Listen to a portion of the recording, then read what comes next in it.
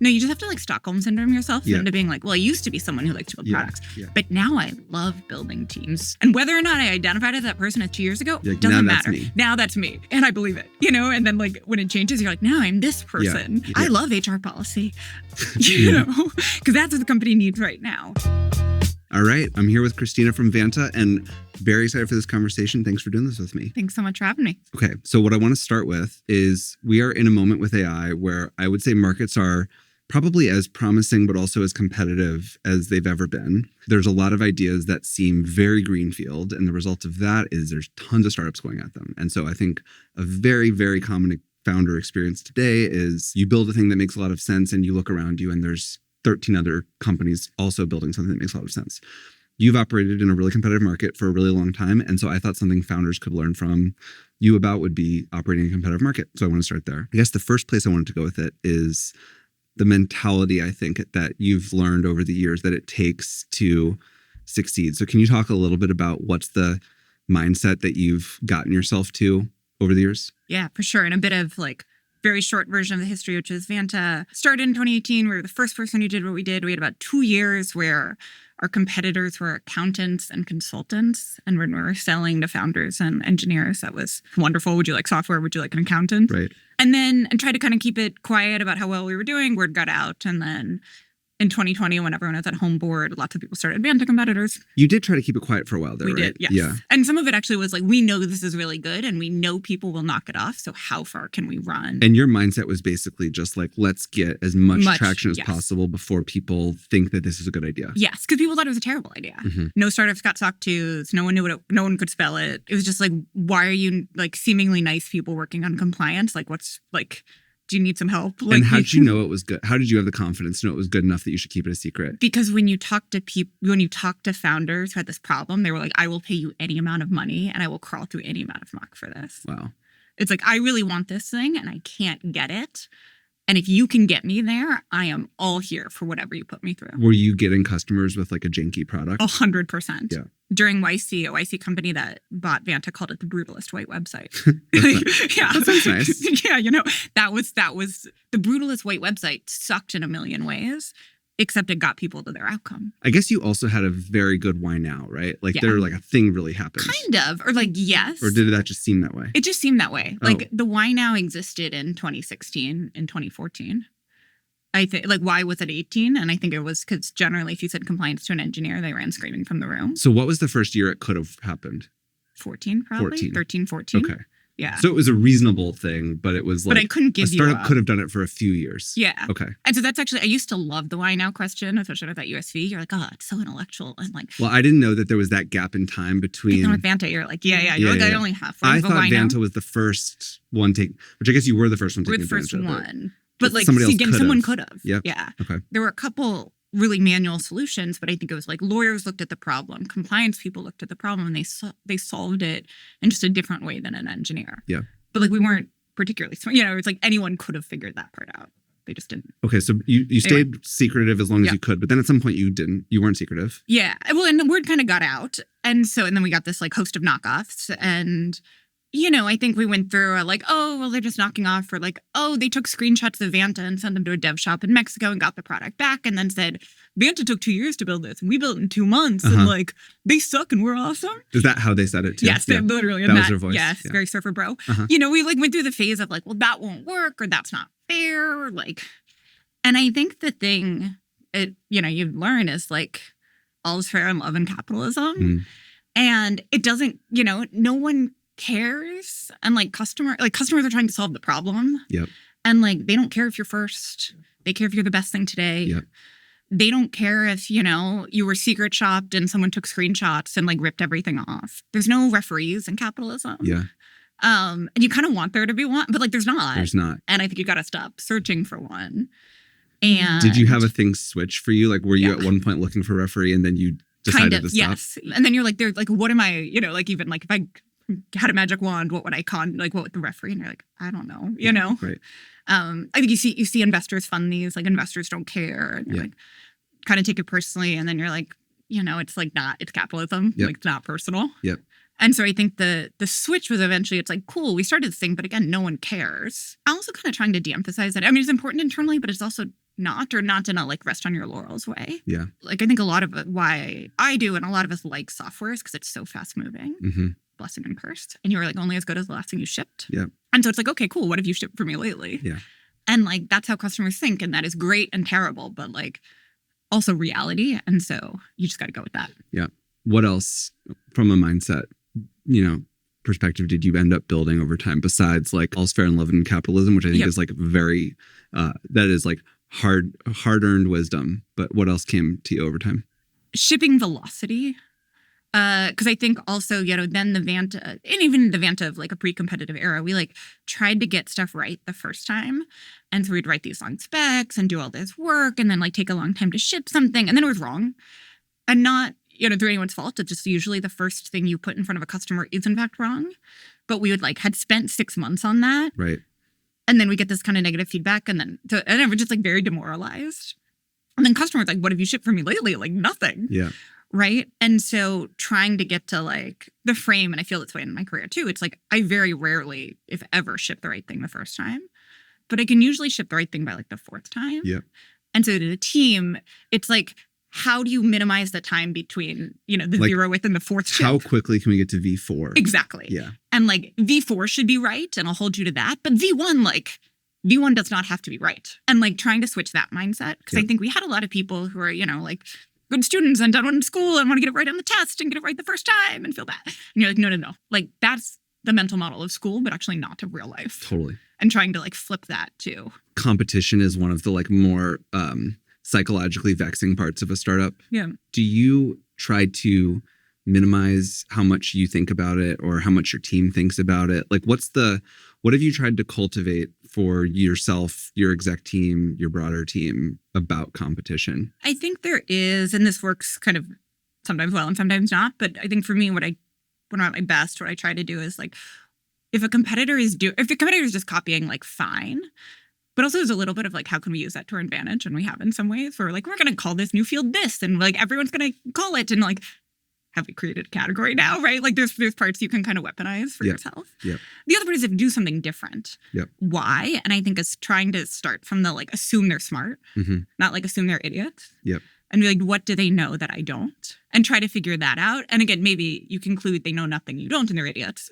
But like, I think it is always a useful thought exercise, even if you've dismissed them the last 10 times, something like this. Have you had it go the other way where you've ended up cloning something from a competitor? Because like, they figured something out good. Yeah, actually, there was one of our early competitors was really good at talking to our customers and finding out the parts of the product they didn't like and fix them. It was particularly brutal, honestly, because it was like, oh yeah, they just listened to our customers better than we did.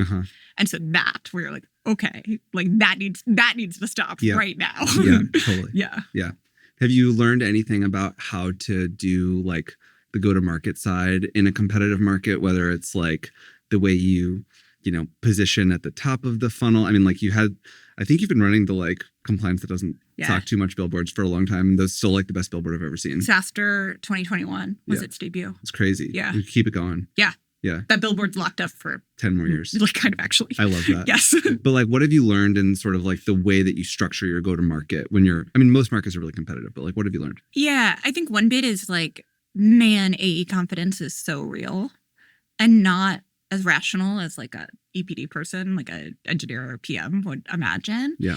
And that works on the way up and it works on the way down. When the team is starting to lose confidence, like you got to go fast and you can't just go in with logic. And I think we messed that up for a while. And it works on the way up too.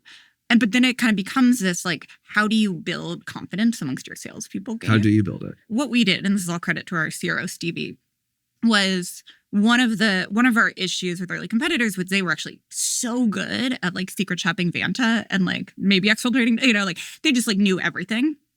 And we knew very little. And I think we were also like very Midwestern, like nice, like, oh, but we're nice. And isn't it? And like not good at competitive intel. Yeah.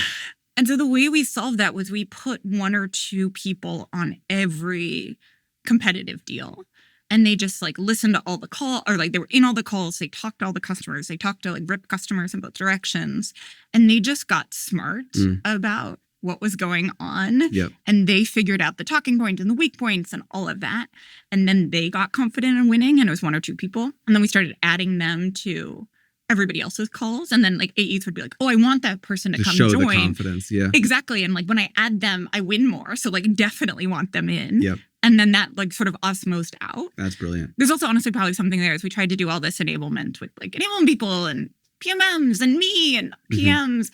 None of it works. Like, I mean, it works and everyone tries really hard. Yep. But like salespeople learn from salespeople and everyone else is, you know, not as good. Yeah. Doesn't matter like who you are or what you're trying to do. Yeah, totally. I want to go over to fundraising. I guess you started fundraising at your seed in, when was it, 2018? Is that right? April 18. April 18. You then, I think, if I recall, had like a lot of investors who wanted to talk to you over a period of time between then and your A. Yes. Can you just talk about like some of the stuff you did? I know we've talked about this before, but like, what can you talk about in that period, how you made most use of that time? Yeah. So I think, so for the seed, what we did was only took money from seed funds. The thinking was, or like, don't take money from anyone who will write an A check, because we did the like post-YC, you know, raise your seed round in 6 days. Yep. Crazy thing. And didn't want to choose a board member. Like that just felt silly. Board members are like harder to get rid of than, you know, execs, co-founders, right? Like be thoughtful about that decision. And then I can't remember who told me to do this. Raise the seed round, then went around to all the A firms and we're like, hi, just interesting Vanta. We just raised. No opportunity for you here. Just want to say hi and like put the first dot on the map. Like right after the round? Right after the round. Like within weeks kind of thing. The 1 week. Wow. It was like schedule all of them, but just schedule them after it's done. Wow. Yeah. And so just someone saying gave you hi. advice to do that? Yeah. And it's like putting myself on the map, you know, nothing for you now, but like, here you go. I love that. It also creates a very low stakes conversation where nobody is thinking like that they can ask you about certain, like you just can control that conversation so easily, I bet. Yes. Yeah. So did that. And then it was like, there was this moment of like, shit, we just like raised $3 million to do all this stuff. And we have, you know, 2 people sitting on a couch. Like we gotta get hopping. Yep.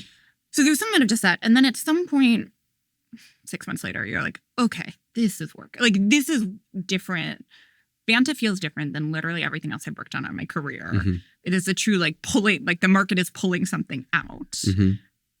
There's a million things wrong and a million things going on, but like there's something here. And then did not really talk to VCs. I think what started happening was there was like some amount of word of mouth among San Francisco founders about like, hey, if you want this SOC 2, there's this Vanta thing.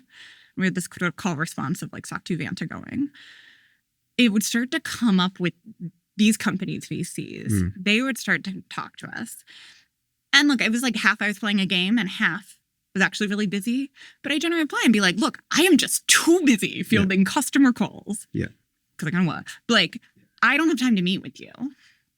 But it sounds like you know, this founder at this company, you can go talk to them. Yeah. And like, look. An existing customer. Customer. Yeah. And look, the thing, I'm trying to do is grow the business. And so if you have referrals for me, I mean, of course I'll take them. But like, then go talk to them. Talk to them about the sales process. If they buy, if they don't buy, talk to them about the process. Right. Like, that is better diligence and information than I could ever give you. If you want to see if Vanta's good, go try to send us a customer, see if they close, and then see if they're happy. Yeah. And it's like, that is better than anything I will tell you. And that happened. Amazingly so. That worked very well. Yeah. And I do think there was like a game, but I kind of call it a game because it's a bit of like, oh no, sorry, I'm just too overwhelmed by like, customers and dollars. And there's an implied dynamic in there of if you want to get time with me, send me a lot of customers. Yes. Yeah.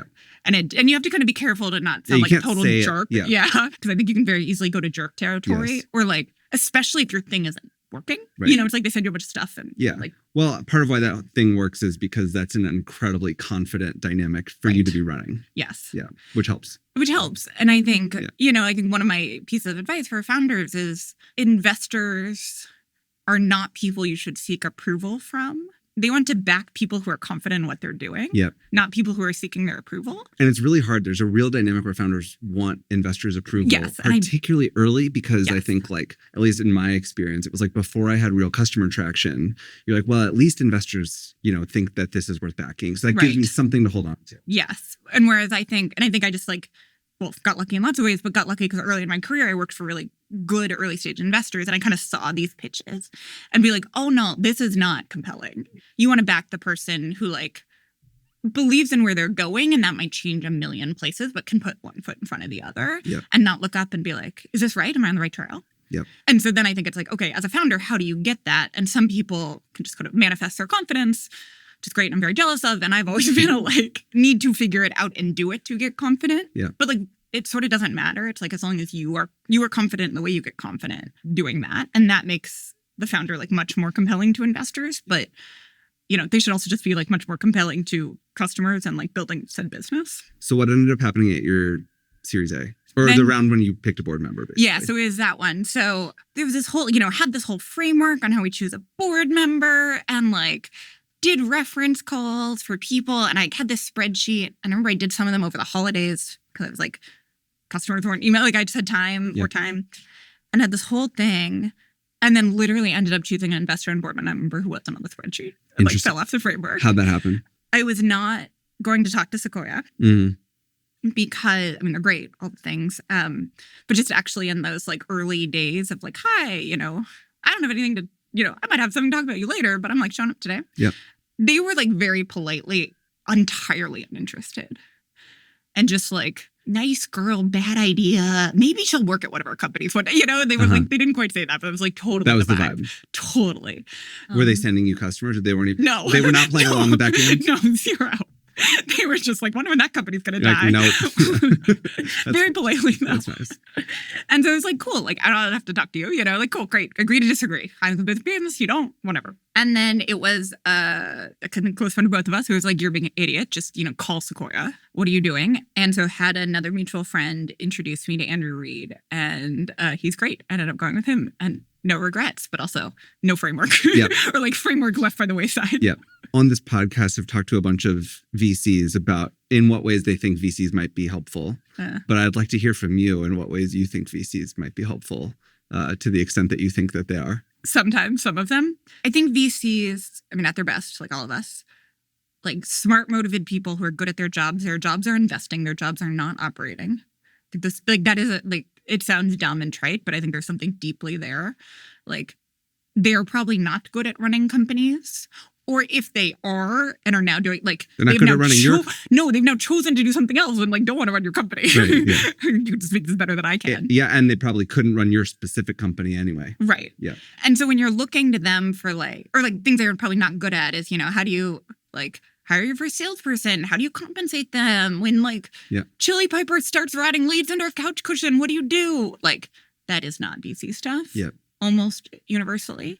Or if it is, I guess Andrew, not like super, super early stage or some special thing, like something's probably off. Right. Well, they're probably capable at giving you an answer to that. It's actually, I would think it's more like you probably shouldn't need to, you probably should have other vehicles to get that stuff. Right. Yeah. I think recruiting support, especially in the early days. Yeah. When you say recruiting support, do you mean sending you candidates or do you mean closing candidates? I more mean closing candidates. There's some sending of candidates, but I do think that is Do you find the sending of candidates helpful or do you think the closing is tomato, what it's all about? tomato. Yeah. I mean, there's some stuff there, but I think in the early stages, and it's like Sequoia's model is like, okay, we'll send you candidates up until this point, and then we will basically cut you off. Did you get candidates from that? Did you get hires from that? Very rarely. Yeah. Yeah.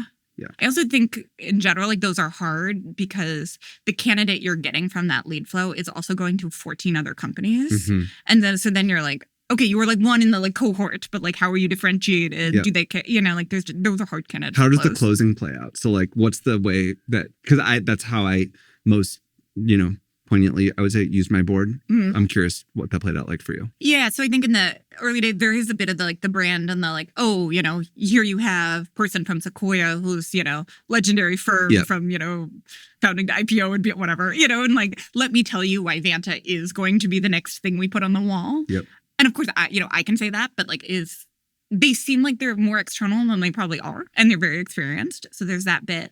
I also just think, and again, yes, but like in some ways, VCs just close more and get more practice because you're closing founders on deals. You're closing people for the company. You just have more reps. It's just professional sales, basically. Yes. Yeah. And there's like a lot of more practice. Yep. A little bit of that's candidate a good point. support. I've actually never heard someone say it quite like that, but I think that's true. You just like practice because that founders more. Are also closing all the time, but it's like all VCs do. Right. Yeah. Yes. You're right. Yeah. Yeah. As much as I kind of, we talked about this, like hate it and it offends the like rational person in me, like VC brand matters. Yeah. Do you think that's the top thing? Yeah. You think it just sprinkles a little fairy dust on everything and it helps like self-fulfilling prophecy? I think just like it's like all your conversion rates at every stage just get slightly better. And this is for like candidates, for customers, for the next funding round. Like you For think media, it's it like just kind of hits everything everything. just gets 10 to 30% better. Once you had Sequoia, did it make recruiting a lot easier? Yes, in a way that we talked about. But like, yes, in a way that I was like kind of, I don't know, annoyed by it. But like, What's the dynamic?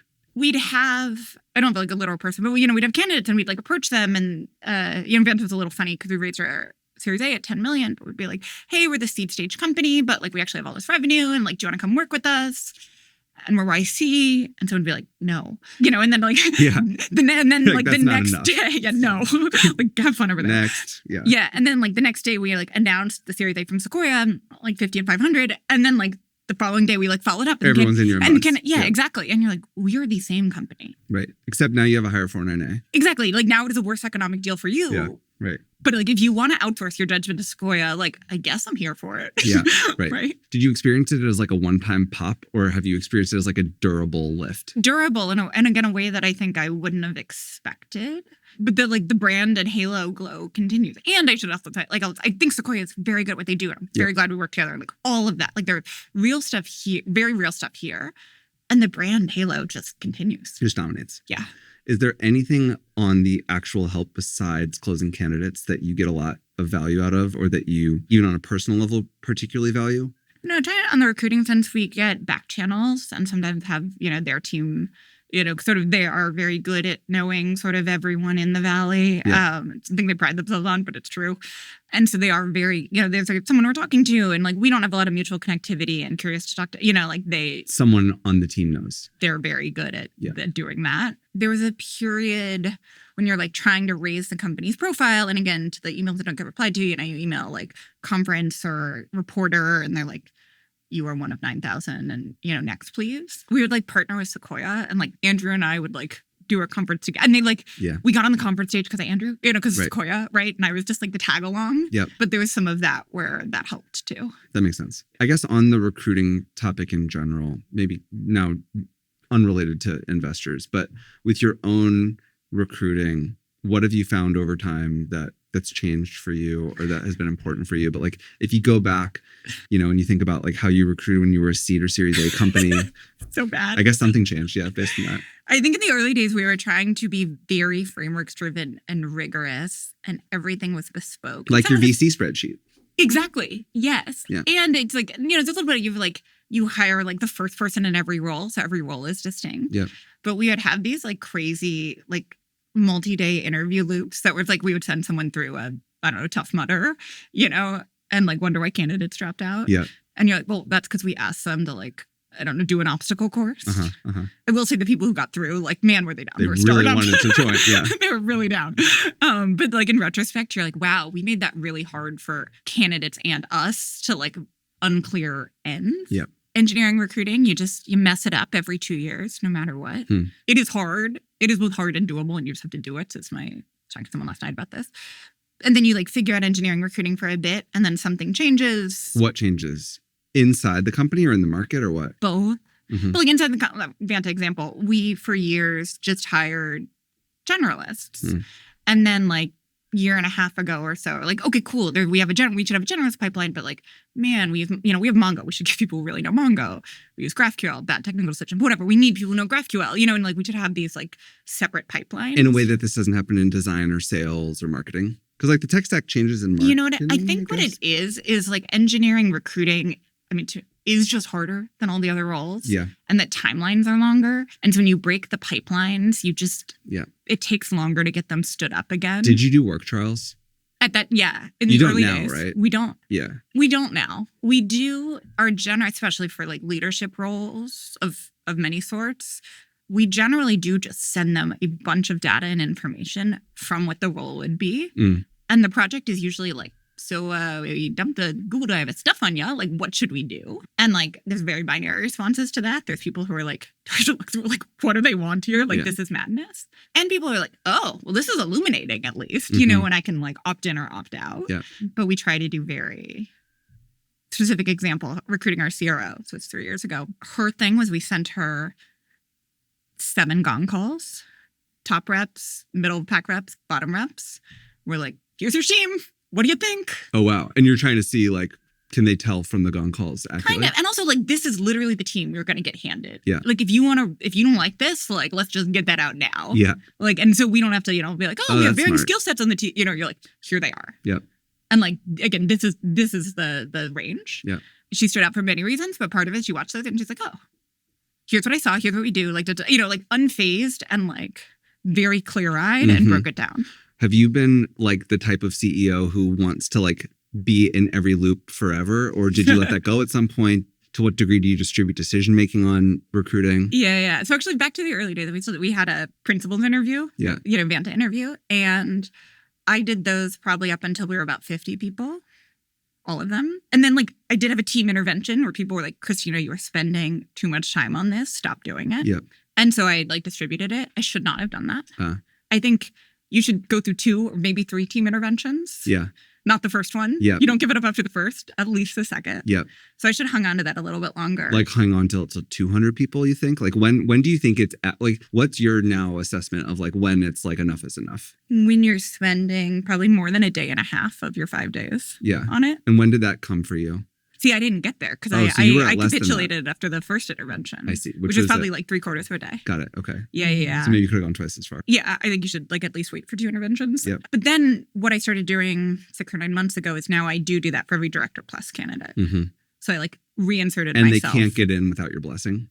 I'll do non-blocking no's. Yeah. Then like they're truly non-blocking and it's like, here's what I saw. Yeah. If you as the manager. You're like, I wouldn't do this, but I'll support you. Yeah. And like here are the gaps. And like if you as the manager like think you got this, cool, I will hold you to that. But if you want to make this call, like when you do that, does it usually go through or not go through? Yeah, it's like, are they actually non-blocking? Yeah, exactly. Or are people like, I probably shouldn't do it? Usually they're like, I shouldn't do it. Yeah. More of them should go through. Yeah. Has it ever happened? Yeah, they go through. Yeah. And then it's been good? Yeah. Totally. Yeah. Yeah. Totally. Yeah, that's a good sign. Yeah. Yeah.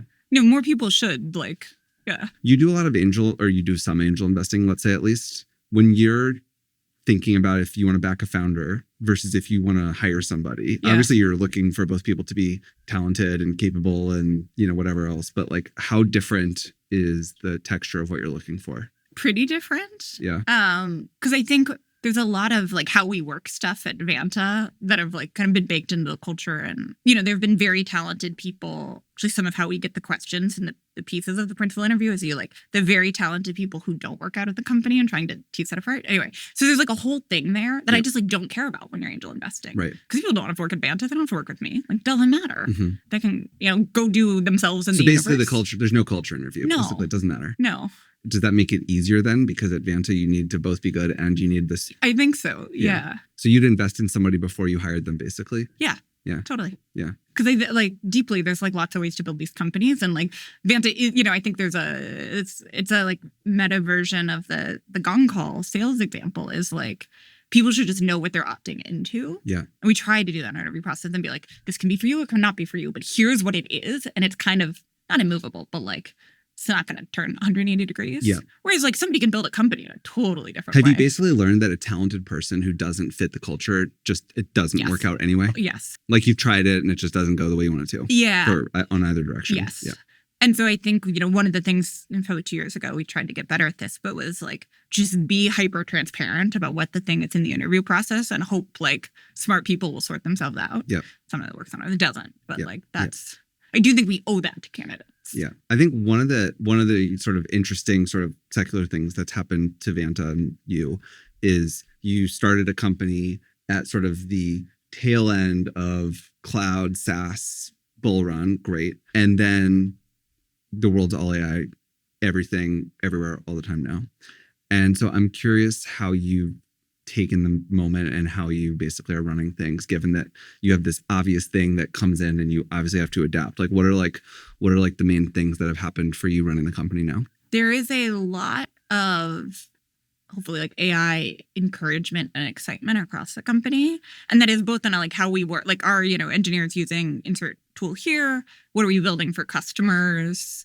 And I think, really broadly, like we've got half of folks who are like totally down and half of folks who are a little like, I have a job and it's really busy and like, you want me to do what now? Like, can I just do my thing here? Yeah. And so it's like, okay, how do you bring those together? And like, what are the carrots? And so, but I think at my level, leadership level, there is just like a ton of conviction that like this is real. Does it matter for your product, or does it matter for just the way you're building, the way you're doing go-to-market? Like, I think it matters a ton for our product because so much of compliance is taking information in one format and putting it in another. Yeah. Right? Like actually. And so there's just, and like, I think the pieces of compliance will not change, but like, you or Eric had to like write your own policy documents. Mm-hmm. Isn't that like kind of, you're like, yeah, and you also use a carrier pigeon. Yeah, or at least copy paste them and hope they're right or something. Exactly. Like that. Yeah. And then you're like, if you want to know what was in them, you had to read them. Yeah, that's crazy. Right? Yeah, now you can just skip the summary. Exactly. You know, but like literally, like we have all that stuff in the product now. That's a very small example, but I think it's a concrete one. Yeah. And so it's like, yeah, there'll still be policy documents, but like, how will they be created? How will they be disseminated? How do you know what's in them? How do you keep them in sync with everything else? Like that is all AI. How much AI are you consuming, just like other AI products, just to run your company differently across everything? We're in an AI procurement boom. I hope I don't say this in a million emails. Yeah. Yeah, but a little bit. We used to be much stingier. And I think if you're selling an AI product, here's Christina. I know. Christina at Vanta.com. Yeah, exactly. Please don't. But I think the thing we have actually, like now it's a large enough company where you have to somewhat be thoughtful here. And so what we're trying to do is like, okay, let teams do what they want to do and procure the tools, and then have a forum for it, which is like IT kind of runs, and be like, okay, now we'll come together and be like, oh, we bought 5 meeting recorders. Right. Cool. Let's figure it out. But like do that incrementally so along do you the way. Would you prefer that AI gets to you bottoms up, that the best product wins through the team rather than somebody trying to come sell you top down with no usage? Yes. Now, because I think we were trying to do the top down no usage and we're not making good tooling decisions. Interesting. Yeah. Yeah. And like, again, I can like critique and be like, oh, we should think more like PMs and our procurement. But like, that is not where the effort goes. I think. Yeah. Do you want to use basically as much as possible? Like, yes. Yeah. Okay. Yeah. There was actually this is kind of a cute phrase, but we were going back and forth about how many ChatGPT licenses we have, because ChatGPT licenses were like kind of expensive and Gemini is free. Yeah. And like, so can we just like be stingy about ChatGPT licenses and make everyone use Gemini basically? And the answer is no. It's not worth it. Yeah. Well, so it's like unused ChatGPT licenses are very expensive. Used ones are actually pretty cheap. Right. And so it's like, okay, can you like get the energy focused on like getting the licenses used versus like being parsimonious about them? What are some of I was about to ask this question in an obnoxious way of like, if you had to start a startup right now, what would you start? I'm going to ask you a different way. What pieces of software do you think that you could be or should be consuming that you're not yet? Like, what are some of the areas of the business at Vanta that you think should be AI-ified? I think go-to-market systems is a Rube Goldberg machine constructed by like 7 different tools. Yeah, that's what we had. We had like 9 BizOps people holding it all together. Exactly. Yes. Yeah. And it was like, once it gets to that system, they're going to grab this ball and put it over here. Exactly. Exactly. And it's just kind of nuts because you're like, okay, if this were engineering, like, or this does not exist in engineering, it would be unacceptable. It would be entirely unacceptable. It would be unacceptable a decade ago. Yeah. And so like someone should fix that. Yeah. Can you say a little bit more about like, you don't have to name the vendors, but like name the parts of like maybe the parts of the funnel you're talking about? Yeah. Like I don't even mean the marketing. It's like someone goes to Vanta.com and is like, okay, I want a demo or I want Vanta. And then like, how does that get to a sales rep or how does that get to closed won? And like, oh man, we got the balls are going into the tubes or onto the floor. Yeah, I never understood why it had to be so messy. Like I get that it's kind of complicated. And then you have like race conditions between the tools and you're just like, how does anyone put up with this? Everyone puts up with it. Yeah. Kind of nuts. Okay, that's good. What else? Collections, contract terms. It is like the least favorite part of everyone's job, including our customers. You'd right? think AI would be really good at that. Yes. Like parsing the document, doing the perpetual reach outs to people. Yes. And like we've got some of it, but it's like rules based and doesn't work and people miss the emails and like and then it's like heightened emotions and like, oh boy. Yeah. Support kind of or like something is not working or in support? Yeah. Like customers, just regular customer support. You're saying that the chatbots are not working well? Is that what you're saying? Some of them. Yep. Yeah. Or I think we have some of that. And then I think we have... or is it the tooling around them and like the reporting on it? Is that the issue? I do want a lot of this stuff to go further. So one thing we have built is just a like custom GPT for like the Vanta tone of voice. We call it Ilma bot because Ilma is our mama's name. But, it's like our copywriters can only do so much. Yeah. And so how do you kind of Vantify the writing? Yep. And I think that works very well for marketing copy. I kind of want it for like all support tickets. Yep. And honestly, like all customer comms. Yep. Do you think sales will get AI-ified?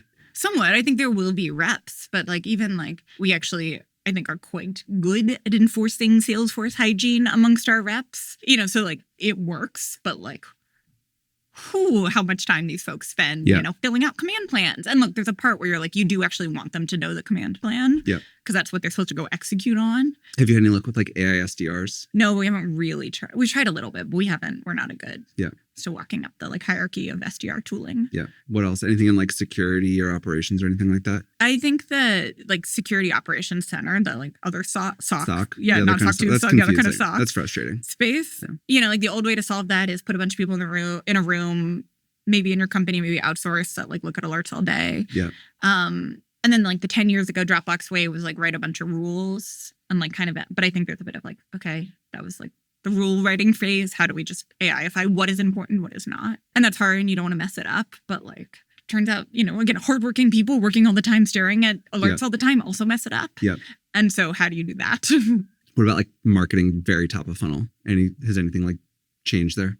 Like the LLM SEO stuff, whatever you call it, AIEO or whatever people call it. Yeah. Okay. Is that there we it? go. Yeah. I don't know. But might like be that wrong. thing is, I think, like very real. We actually see impressions on our keywords dropping. It's like we might have the same or higher impression share, the same or higher like CPMs or CPCs, but like overall, it seems like search volume is dropping, and like we see that. That's crazy in our SEM spend. That's really crazy. Yeah. And your assumption is basically that's all just gone to the LLMs. Yes. Yeah. Yes. That's just like a whole new work stream, I guess. It seems like, and you probably know the tools better than I do, but when I kind of poke around, it seems like a lot of the tools or work is like you just keep repeatedly run the same query in a bunch of tools and then, like write down where, like how you do, and then you rerun it the next day and you rerun it, I'm sure someone will build a bot thing, but like, oh boy. Is there anything else in like HR, like people stuff or anything in finance? We did something like maybe moderately controversial. I'm curious for your take. Was we actually encouraged and prompted a custom GPT, but for managers to use in perf reviews. To help them give feedback? Yeah. Yeah, I think that's good. And yeah, because it's kind of like, I think my general thing, you have much smarter ideas, but like my general thing on perf reviews, it's like 360s and perf reviews are super helpful if you actually do them. Yeah. If you kind of do it halfway, it just ends up taking 60 hours from everyone's time and being terrible. Totally. And so like, you either need to go like all in or like all out. Yeah. And so how do you get it? My whole thing with performance reviews is basically it's like what you're trying to get to is a shared agreed, nugget of insight about what could be better. And maybe that takes 3 hours to get there. Maybe it takes 30 minutes to get there. Maybe it never gets there. But I think oftentimes doing the work to get there is important. But really what you need is just like a consolidated insight that both the manager and the person being reviewed are like, yeah, that is something I need to get better at. Yep. So however you get there. However you get there. Yeah. And like get there and get it clearly articulated and like that thing. It's not so dissimilar from like the way a lot of consumers are using AI for like kind of like borderline therapy or just straight up therapy type uses where it's like, maybe the human's better in some ways, but just getting to the like, here's an insight that's useful. Yep. Is worth a lot. Right. And like I can read it and like think about it and agree or disagree, but like it's obviously I got it. Yeah. It just has to be a useful insight. But if it gets there, which it seems like in a lot of cases it does, it's really good. The last topic I want to go to is, so you're what, 7 years in, 8 years, something like that. What's the founder sort of mindset that you've, settled into? Not that you're settled into one, and I'm sure there's still turmoil and evolution, but like what is the inner game journey that you've been through? Yeah. Two things. The like trope of like a dozen could eat through, you just go faster is deeply true. And I think the lived experience is like, kind of every day I don't know, or that guy, I feel like I like only halfway know what I'm doing, or you're like, oh, it's a new skill. And so you never feel like you're like on it. Right? I never feel like I'm totally on it. But then every once in a while I'll like go back and, someone's out. So I'll like do the one-on-ones with their manager and be like, oh, I can do this now. Right. And the first time I was managing a manager, I didn't feel comfortable. But like, I did learn something. Yeah. And you have these kind of moments. We did one of like talking to an early stage founder and you're like, oh no, I have a point of view here and I adamantly believe it. Maybe I'm wrong, but like I've learned something. Yeah. So there's some of that, even if in the day to day you're like still and like, well, I haven't done this before, but here we go. Yep. And then I think there is all the like Or there's like different types of CEOs, or like the job changes and your job is to like build the product and then build the company and then build the team or whatever it is. Yeah. You know? Some order. You not did it. Not you that just order. don't remember it. Yeah. Probably product team company now that I say that out loud. Yeah. And like those are very different. And there's like, it's different types of people. You enjoy different things. And like, I think in some way that's true, but I also think, my, joke that's kind of not a joke is like, no, you just have to like Stockholm syndrome yourself into being like, well, I used to be someone who liked to build products, but now I love building teams. Right. And whether or not I identified as that person as 2 years ago, like, doesn't matter. Now that's me. And I believe it, and then like when it changes, you're like, now I'm this person. Yeah. I love HR policy, because that's what the company needs right now. Yeah, totally. And like, joking, but not like figuring out how to be like, this is the game and the puzzle and like the journey. And I need to take joy in it. Because otherwise I will just, like be sad and burned out and unfulfilled. And like, this is not sustainable. Did you have a part of the journey where you were both doing things that you didn't enjoy and hadn't yet figured out how to like control your own like mindset and emotions like that? Yes. Because I imagine at the beginning, yes. I mean, who doesn't love, everybody loves building a product. Everybody loves getting that early customer rush. Like that stuff is just like objectively fun. Yes. And then there are things that are like debatably fun and some people might love them, but not everybody loves them. Yes. Yeah. And I think I remember this especially in the early days. Because like for me, the first version of this was, okay, we have this product and company and like recruited a couple engineers. Now I have to go like do all of go-to-market and both do it and recruit people. Yeah. And I didn't know how to spell go-to-market, like kind of actually. And so it was like, I got to do this. Everyone else is counting me on to do it. And like, wow, am I bad at it? Yeah. Because I've never done it. Yeah. And like kind of raking myself over the coals for that. Mm-hmm. And then sort of being like, okay, right. I'm bad at it because I haven't done it. My job is to get good fast. Yeah. Right. Like it's trajectory, not, anything else, but like kind of reframing that. Did you do anything to get that sort of like self-control that you're now at of being able to say like, I like this because I told myself I'm going to like that? Like, was there like, somebody you picked this up from? Did you like read a bunch of like Buddhist books? Did you like something, like what did you do to get to that? Because I think very few people have that kind of ability to tell themselves that this is how I'm going to feel about this thing. I think a bit of, for me, it used to be runs. Mm-hmm. I went long, it was like 4 miles, but it was just like, and I live by Golden Gate Park and you're like, also when I'd get really frustrated or pissed off, I'd like go run. Yeah. Usually at some point there was like something. We have a mutual friend, Jay Zach Stein, who is like who I think it's a very helpful like playback, sounds like what you're saying, sounds like this is a thing, like a like prompting on self-reflection. Mm-hmm. And then I think also just talking to other founders, right? And then you talk to the folks who are like, oh, I'm supposed to be building the company, but like I still just want to build the product. And like I'm really annoyed, and I'm annoyed and I'm unhappy and just kind of being like, oh, that seems bad, Yeah. But like I get it, right? Absolutely. Well, Christina, this was really fun. Thank you for taking the time to do this. It was a blast for me. Thank you so much for having me.